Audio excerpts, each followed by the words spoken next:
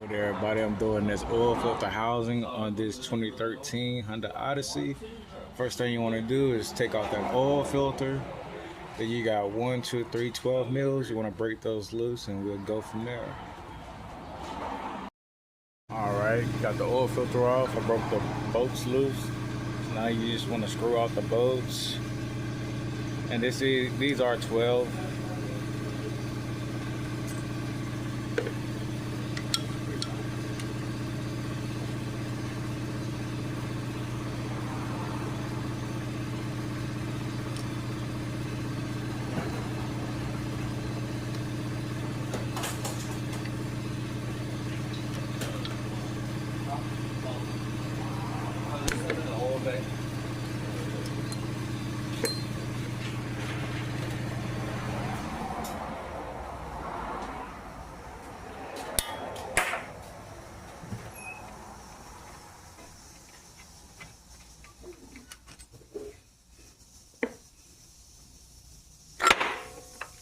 And just like that, oil filter housing off.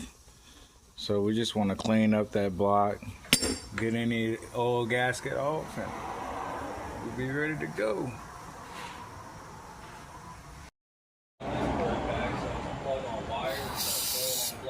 I like that shit. It's cool as fuck. And it works amazingly well. And if I blow a coil pack, I don't have to spend $60 at O'Reilly's or AutoZone. got her nice and cleaned out. So you want to do an oil filter housing on the 2013 Odyssey. 3 bolts, 1, 2, and 3.